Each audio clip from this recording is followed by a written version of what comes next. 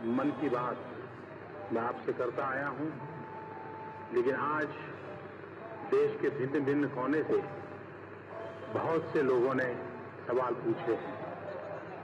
ज्यादातर सवाल राजनीति से संबंधित है, विदेश नीति से संबंधित है, आर्थिक नीति से संबंधित है, लेकिन कुछ सवाल वो हैं जो दिल को छूने वाले हैं। और मैं मानता हूं कि आज हमें उन सवालों को स्पर्श करने से हम देश के कोने कोने में एक सामान्य मानवीय तक पहुंच पाएंगे। और इसलिए जो पत्रकार वार्ताओं में उठाए जाने वाले सवाल हैं या जो मीटिंगों में चर्चा में आने वाले सवाल हैं, उसके बजाय जो दिल से निकलने वाली बातें हैं उसको अगर हम दोहराते हैं, उसको अगर गुनगुनाते हैं तो एक नई ऊर्जा मिलती है। बराक का अर्थ क्या है? तो मैं जो ढूंढ रहा था कि बराक का अर्थ क्या है, तो स्वाहिली भाषा जो कि अफ्रीकन कंट्रीज में प्रचलित है, स्वाहिली भाषा में बराक का मतलब है वह जिसे आशीर्वाद प्राप्त है, वन हु इज ब्लेस्ड। मैं समझता हूं ये अपने आप में बराक के नाम के साथ एक बहुत बड़ा तोहफा भी उनके परिवार ने उनको दिया है। अफ्रीकन कंट्रीज उबंतु के प्राचीन विचार का अनुकरण करती आई है। यह विचार मानवता में एकजुटता का विचार है और वो कहते हैं I am because we are. मैं हूं क्योंकि हम है। मैं समझता हूं सदियों का भी अंतर है, सीमाओं का भी अंतर है, उसके बावजूद भी वही भाव जो भारत में हम कहते हैं वसुधैव कुटुंबकम, वही भाव दूर सुदूर अफ्रीका के जंगलों से भी उठते हैं। तो ये कितनी बड़ी विरासत हम मानव जात के पास है जो हमें जोड़ती है। जब हम महात्मा गांधी की चर्चा करते हैं तो हमें हेनरी थोरो की बात याद आती है, जिनसे महात्मा गांधी डिसोबीडियंस सीखे थे।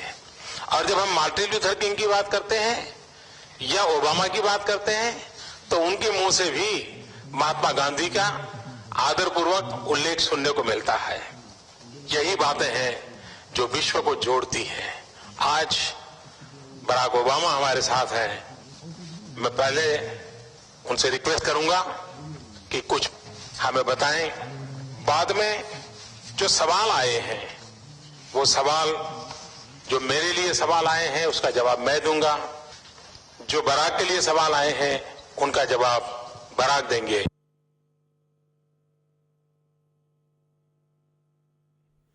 तो मैं I request President Barack Obama to say a few words. Namaste. Thank you, Prime Minister Modi, for your kind words and for the incredible hospitality you've shown me and my wife Michelle on this visit. And let me say to the people of India how honored I am to be the first American president to join you for Republic Day. I'm told this is also the first ever radio address by an Indian Prime Minister and an American president together, so we're making a lot of history in a short time. To the people of India, listening all across this great nation, it's wonderful to be able to speak to you directly. We just came from discussions in which we affirmed that India and the United States are natural partners because we have so much in common. We're two great democracies, two innovative economies, two diverse societies dedicated to empowering individuals. We are linked together by millions of proud Indian Americans who still have family and carry on traditions from India. And I want to say to the Prime Minister how much I appreciate your strong personal commitment to strengthening the relationship between these two countries. People are very excited in the United States about the energy that Prime Minister Modi is bringing to efforts in this country to reduce extreme poverty and lift people up, to empower women, to provide access to electricity and clean energy, and invest in infrastructure and the education system. And on all these issues, we want to be partners because many of the efforts that I am promoting inside the United States to make sure that young people get the best education possible, to make sure that ordinary people are properly compensated for their labor and paid fair wages and have job security and health care. These are the same kinds of issues that Prime Minister Modi, I know, cares so deeply about here. And I think there's a common theme in these issues. It gives us a chance to reaffirm what Gandhiji reminded us should be a central aim of our lives, and that is we should endeavor to see God through service of humanity, because God is in everyone. So these shared values, these convictions, are a large part of why I'm so committed to this relationship. I believe that if the United States and India join together on the world stage around these values, then not only will our peoples be better off, but I think the world will be more prosperous and more peaceful and more secure for the future. So thank you so much, Mr. Prime Minister, for giving me this opportunity to be with you here today. Barak, the first question comes from Raj from Mumbai. उनका सवाल है, अपनी बेटियों के लिए आपके स्नेह के बारे में सारी दुनिया जानती है। अपनी बेटियों को आप भारत के बारे में अपने अनुभव कैसे बताएंगे? क्या आप उनके लिए कोई खरीदारी करने की योजना बना रहे हैं? Well, first of all, they very much wanted to come. They are fascinated by India. Unfortunately, each time that I've taken a trip here, they had school and they couldn't leave school. And in fact, Malia my older daughter had exams just recently. So they are fascinated by the culture and the history of India, in part because of my influence, I think. They are deeply moved by India's movement to independence and the role that Gandhi played in not only the nonviolent strategies here in India, but how those ended up influencing the nonviolent civil rights movement in the United States. So when I go back, I'm going to tell them that India is as magnificent as they imagined, and I am quite sure they're going to have to that they're going to insist that I bring them back the next time I visit. It may not be during my presidency, but afterwards they'll definitely want to come and visit. And I will definitely do some shopping for them, although I can't go to the stores myself, so I have to have my team do the shopping for me. And I'll get some advice from Michelle because she probably has a better sense of what they would like. Barack ने कहा कि वो बेटियों को लेकर आएंगे। मेरा आपको निमंत्रण है, राष्ट्रपति के कार्यकाल में भी आए या राष्ट्रपति कार्यकाल के बाद आए, भारत आपका और आपकी बेटियों का स्वागत करने के लिए उत्सुक हैं। मुझे एक सवाल पुणे से सानिका दीवान जी ने पूछा है, महाराष्ट्र पुणे से। उन्होंने मुझे पूछा है कि आपने बेटी बचाओ बेटी पढ़ाओ मिशन शुरू किया है, क्या उसमें भी आपने अमेरिका के प्रेसिडेंट ओबामा की मदद मांगी है क्या? सानिका, आपने अच्छा सवाल पूछा है। भारत में सेक्स रेशियो के कारण एक बहुत बड़ी चिंता सता रही है। 1000 लड़कों के सामने लड़कियों की संख्या कम है और उसका मूल कारण लड़के और लड़की के प्रति देखने का हमारा जो रवैया है वो दोषपूर्ण है। प्रेसिडेंट ओबामा से मैं मदद मांगू या न मांगू, उनका जीवन ही अपने आप में एक प्रेरणा है। जिस प्रकार से वो अपनी 2 बेटियों का लालन पालन करते हैं, जिस प्रकार से अपनी 2 बेटियों के लिए वो गर्व करते हैं, हमारे देश में भी कई जगह पे जब हमें कई लोगों से मिलना होता है तो परिवार में उनको कोई बेटा नहीं होता है, सिर्फ बेटियां होती हैं और इतने गौरव से बेटियों को बड़ी करते हैं, इतना गौरव देते हैं, वही सबसे बड़ी प्रेरणा है। मैं समझता हूं ये प्रेरणा ही हमारी ताकत है। और आपने सवाल पूछा है तो मैं कहना चाहूँगा कि बेटी बचाना बेटी पढ़ाना ये हमारा सामाजिक कर्तव्य है, सांस्कृतिक कर्तव्य है, मानवीय जिम्मेवारी है, इसको हमने निभाना चाहिए। बराक, आपके लिए एक क्वेश्चन है। The second question for president Obama comes through email. Doctor Kamlesh Upadhyay, a doctor based in Ahmedabad, Gujarat. आपकी पत्नी मोटापे और डायबिटीज जैसी स्वास्थ्य की आधुनिक चुनौतियों से निपटने की दिशा में व्यापक सामाजिक कार्य कर रही है। भारत में भी ये चुनौतियां तेजी से बढ़ रही हैं। क्या आप और फर्स्ट लेडी, आपका कार्यकाल राष्ट्रपति के नाते समाप्त होने के बाद इन चुनौतियों को निपटने के कार्य के लिए भारत आएंगे, जैसे बिल गेट्स और मिलिंडा गेट्स भारत में स्वच्छता को लेकर के काम कर रहे हैं, आप भी डायबिटीज और मोटापेपन के लिए काम करेंगे क्या? Well, we very much look forward to partnering with organizations and the government and non-governmental organizations here in India around broader public health issues, including the issue of obesity. I'm very proud of the work that Michelle has done on this issue. We're seeing a worldwide epidemic of obesity, in many cases starting at a very young age. Part of it has to do with the increase in processed foods, not naturally prepared. Part of it is the lack of activity for too many children. And once they're on this path, it can lead to a lifetime of health challenges. And so this is an issue that we'd like to work on internationally, including here in India. And it is part of a broader set of issues around global health that we need to address. The Prime Minister and I have discussed, for example, how we can do a better job in dealing with issues like pandemic and making sure that we have good alert systems so that if a disease like Ebola or a deadly flu virus or polio appears, that it's detected quickly and then treated quickly so that it doesn't spread. And the public health infrastructure around the world needs to be improved.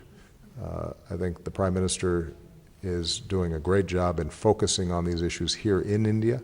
And India has a lot to teach many other countries who may not be advancing as rapidly in improving this public health sector. But it has an impact on everything, because if children are sick, they can't concentrate in school and they fall behind. It has a huge economic impact on the countries involved. And so we think that there's a lot of progress to be made here, and I'm very excited about the possibilities of continuing this work even after I leave office. मुझे एक सवाल श्रीमान अर्जुन ने पूछा है, और बड़ा interesting सवाल है। उन्होंने पूछा है कि मैंने व्हाइट हाउस के बाहर एक पर्यटक के रूप में आपकी एक पुरानी फोटो देखी है, जब आप बीते दिनों सितंबर में वहां गए, तो कौन सी बात आपके दिल को छू गई? ये बात सही है कि मैं जब पहली बार अमेरिका गया था तो व्हाइट हाउस जाना तो हमारे नसीब में नहीं था।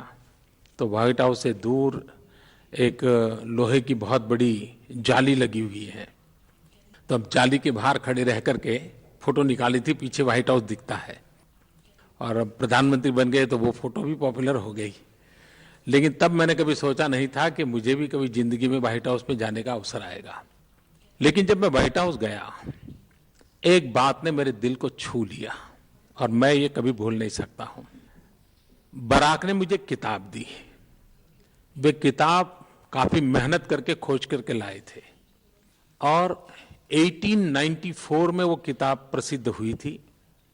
स्वामी विवेकानंद, जो मेरे जीवन की प्रेरणा है, वे शिकागो गए थे, वर्ल्ड रिलीजन कॉन्फ्रेंस में गए थे, और वर्ल्ड रिलीजन कॉन्फ्रेंस में जो भाषण हुए थे उसका वो कंपाइलेशन था।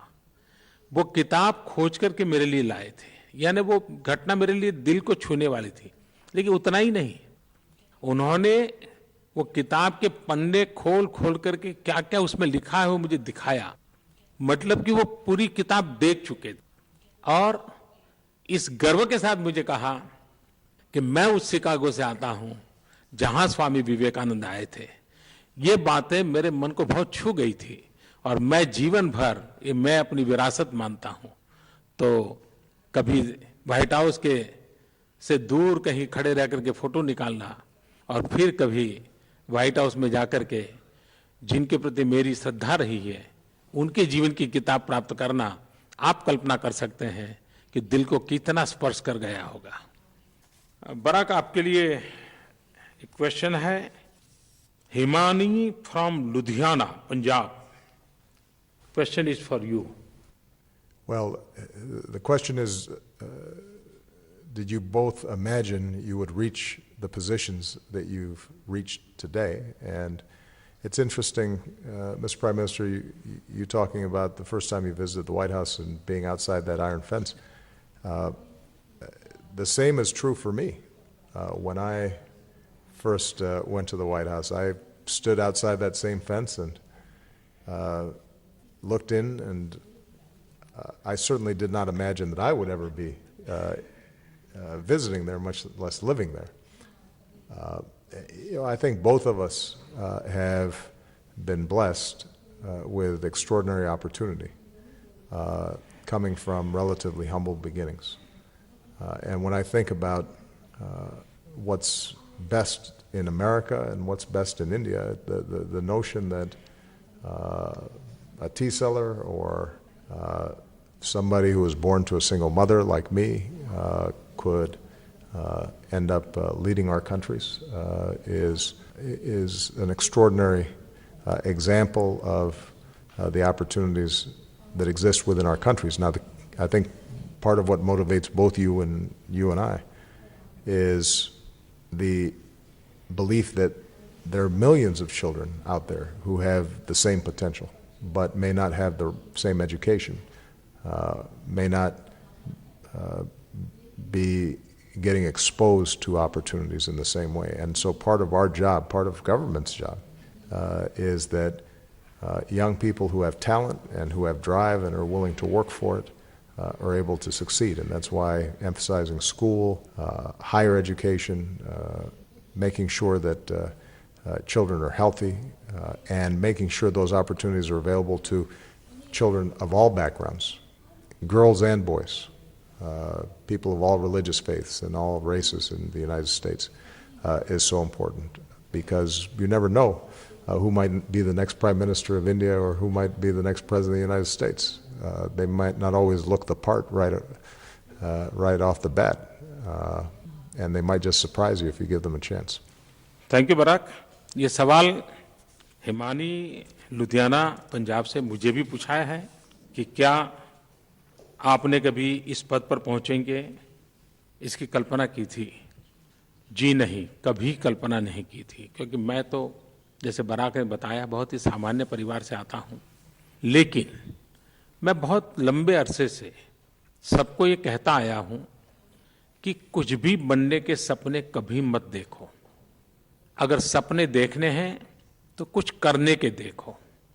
जब कुछ करते हैं तो संतोष भी मिलता है और नया करने की प्रेरणा भी मिलती है।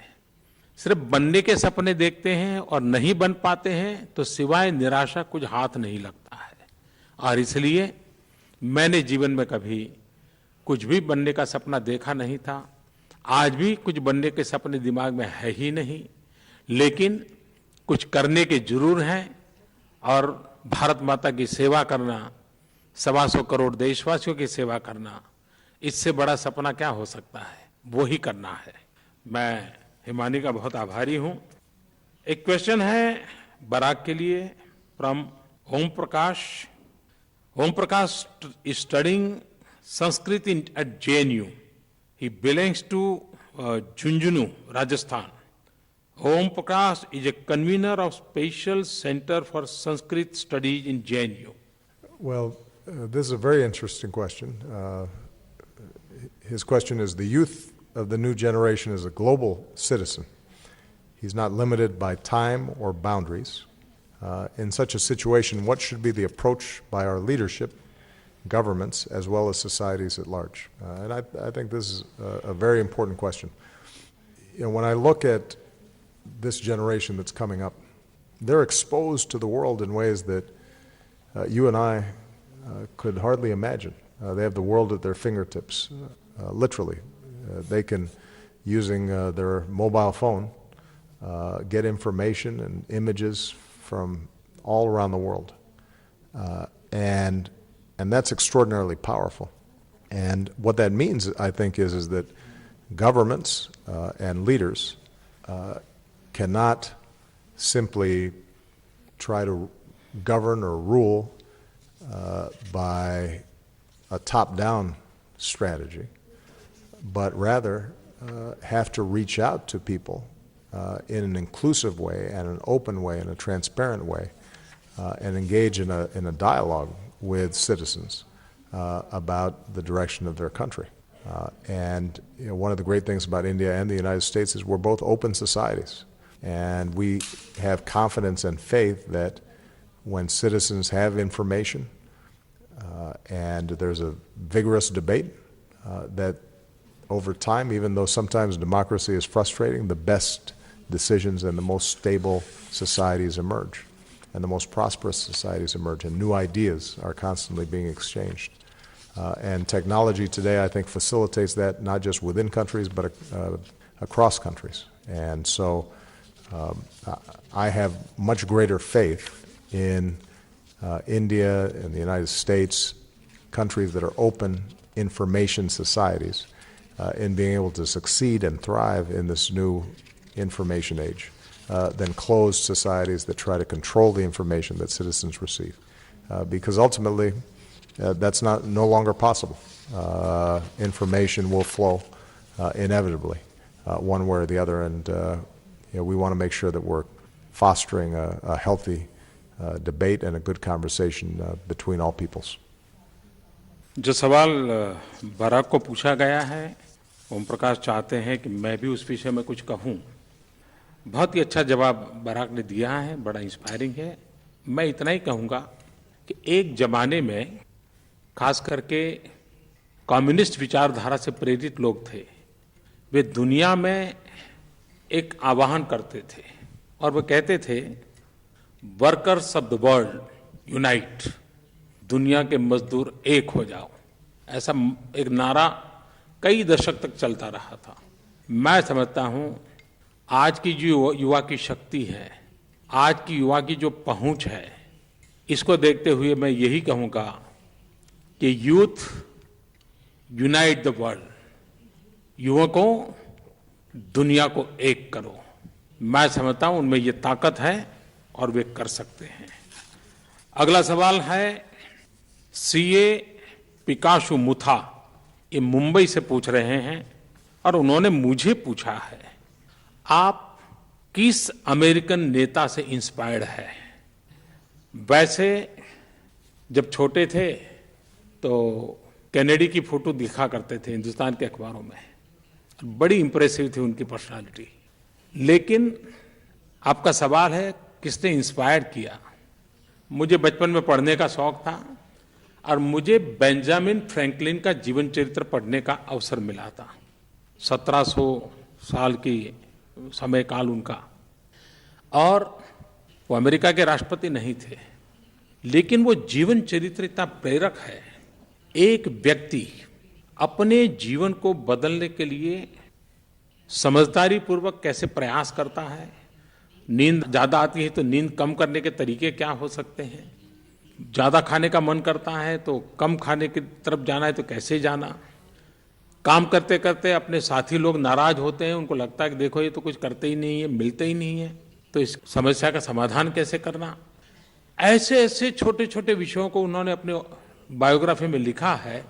और मैं तो हर एक को कहता हूं कि हमने बेंजामिन फ्रैंकलिन के जीवन चरित्र को पढ़ना चाहिए।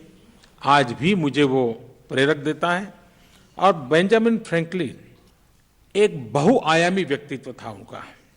वे राजनीतिज्ञ थे, वो राजनीतिक विचारक थे, वो सामाजिक कार्यकर्ता थे, वो कूटनीतिक थे और बहुत सामान्य परिवार से आए थे। पढ़ाई भी पूरी नहीं हुई थी, लेकिन उन्होंने आज भी अमेरिका के जीवन पर अपने विचारों की छवि छोड़ी हुई है। मुझे उनका जीवन सचमुच में प्रेरक लगा है और मैं आपसे भी कहूँगा, आप भी अगर उनका जीवन चरित्र पढ़ोगे, आपको अपने जीवन को ट्रांसफॉर्म करना है तो उसमें से रास्ता दिखाते हैं और बहुत छोटी छोटी बातों का सहारा लिया है। तो मैं मानता हूं कि जितना मुझे प्रेरणा मिली है आपको भी मिलेगी। एक क्वेश्चन है बराक के लिए, मोनिका भाटिया ने बराक से सवाल पूछा है। Well, the question is, as leaders of two major economies, what inspires you and makes you smile after a bad day at work? And that's a very good question. I say sometimes that the only problems that come to my desk are the ones that nobody else solves. If they were easy questions, then somebody else would have solved them before they reached me. So there are days when it's tough and frustrating, and that's true in foreign affairs, that's true in domestic affairs. But I tell you what inspires me, and I don't know, Ms. Prime Minister, if you share this view. Almost every day I meet somebody who tells me, you made a difference in my life. So they'll say, the health care law that you passed saved my child who didn't have health insurance, and they were able to get an examination from a physician, and they caught an early tumor, and now he's doing fine. Or they'll say, you helped me save my home during the economic crisis. Or they'll say, I couldn't afford college, and the program you set up has allowed me to go to the university. And sometimes they're thanking you for things that you did 4 or 5 years ago. Sometimes they're thanking you for things you don't even remember, or you're not thinking about that day. But it's a reminder of what you said earlier, which is if you focus on getting things done as opposed to just occupying an office or maintaining power, then the satisfaction that you get is unmatched. And the good thing about service is that anybody can do it.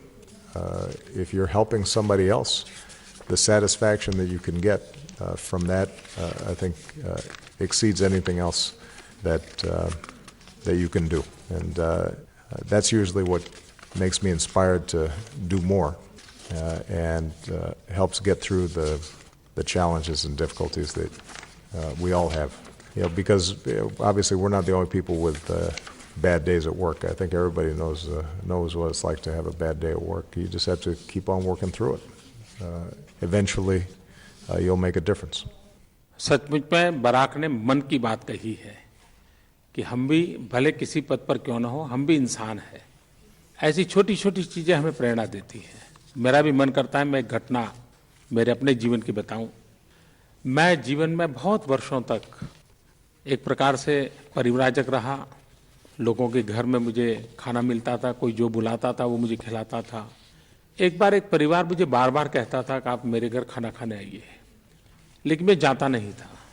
इसलिए नहीं जाता था कि वो बहुत गरीब परिवार था और मुझे लगता था कि मेरा उनके यहाँ भोजन के लिए जाऊँगा, उन पर बोझ बन जाऊँगा। लेकिन उनका प्यार उतना था, उनका आग्रह इनका था कि आखिरकार मुझे झुकना पड़ा। अब मैं उनके घर भोजन के लिए गया। जब भोजन के लिए हम बैठे, बहुत छोटी सी झोपड़ी जैसी जगह थी, तो उन्होंने मुझे बाजरे की रोटी और दूध दिया। लेकिन उनका छोटा बच्चा उस दूध की ओर देख रहा था। ऐसा लगा कि जैसे इस बच्चे ने कभी दूध देखा नहीं है। तो मैंने तुरंत वो दूध का कटोरा उस बच्चे को दे दिया और उसने तुरंत पल दो पल में उसको पी लिया। उसके घर के लोग बहुत नाराज हो गए कि इसने दूध क्यों पी लिया।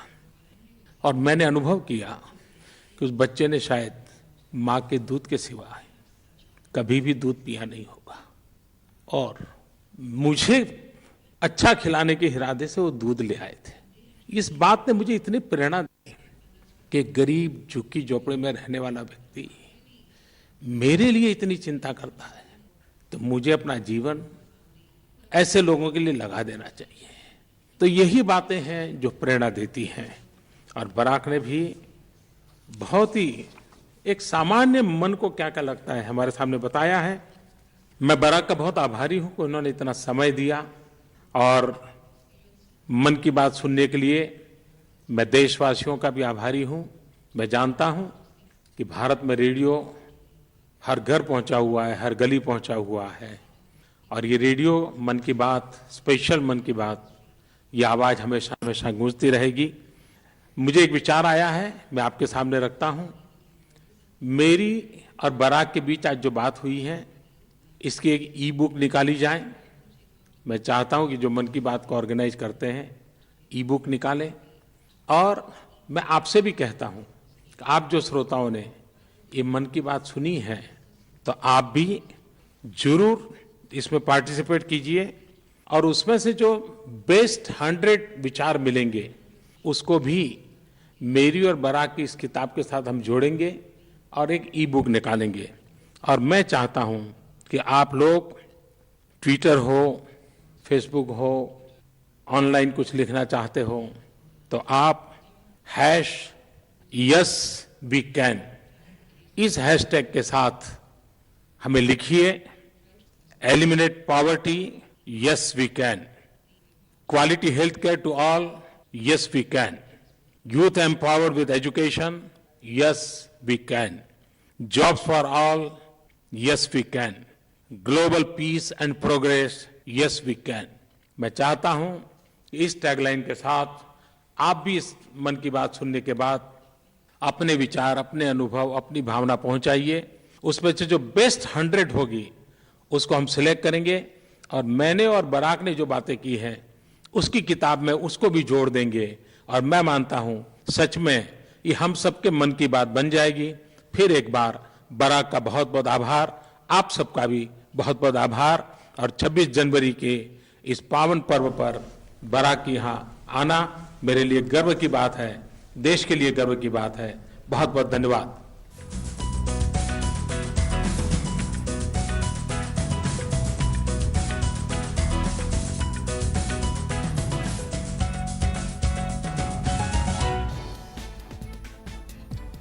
तो ये था मन को छू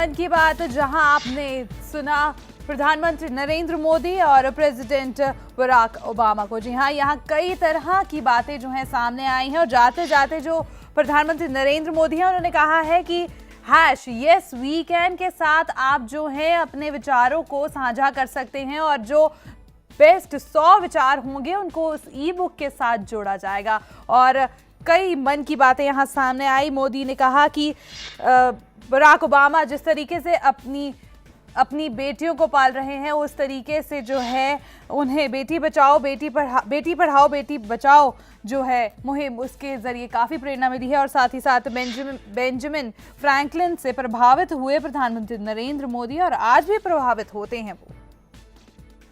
पुरानी व्हाइट हाउस की तस्वीर की भी यादें जो है मोदी ने ताज़ा की और साथ ही साथ ओबामा का जीवन एक प्रेरणा जो है, इस बारे में बात कही प्रधानमंत्री नरेंद्र मोदी ने। पीएम मोदी ने किए दिल को छूने वाले सवाल। पूरे देश भर से जो सवाल आए थे उन सवालों में कुछ सवालों को चुनकर जो है मन की बात में डाला गया और छोटी छोटी बातों को जो है यहाँ पर बताया गया। ओबामा ने कहा, मेरी बेटियां भारत आने के लिए उत्सुक थी लेकिन उनके एग्जाम्स होने की वजह से वो यहाँ नहीं आ पाए। ओबामा का जीवन एक प्रेरणा है, इस बात को कहा प्रधानमंत्री नरेंद्र मोदी ने।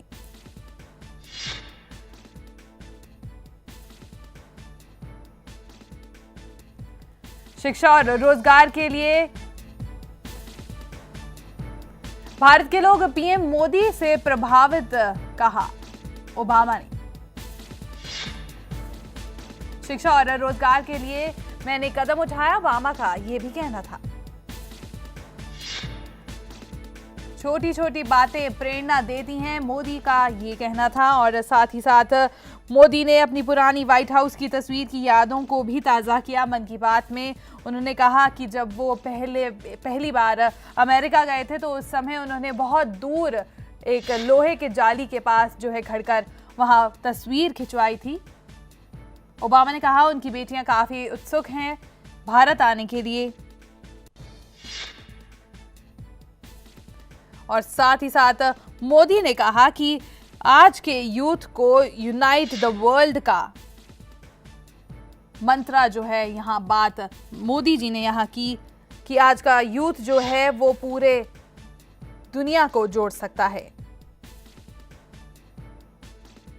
और उन्होंने जाते जाते कहा है कि अगर आप पहले 100 जो है विचार ई बुक के साथ उन विचारों को जोड़ा जाएगा जो उन्हें पसंद आएंगे, पहले 100 बेस्ट 100 विचारों को जो ई बुक के साथ जोड़ने की बात कही। और इसे करने के लिए उन्होंने कहा है कि मन की बात के बाद तुरंत आप #YesWeCan के साथ अपने विचारों को साझा कर सकते हैं, चाहे वो किसी भी तरह की सोशल नेटवर्किंग साइट हो या फिर आपका ट्विटर हो या फिर फेसबुक अकाउंट। आप #YesWeCan के साथ जो है अपने विचारों को पेश कर सकते हैं।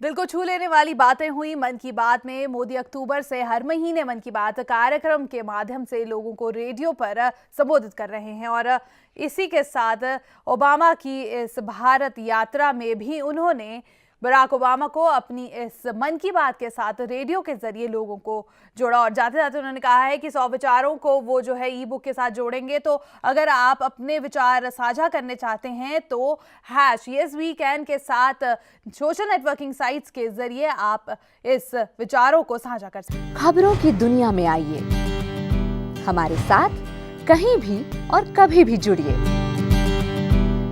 हम मिलेंगे फेसबुक पर, हम दिखेंगे YouTube पर, हमें फॉलो कीजिए ट्विटर पर।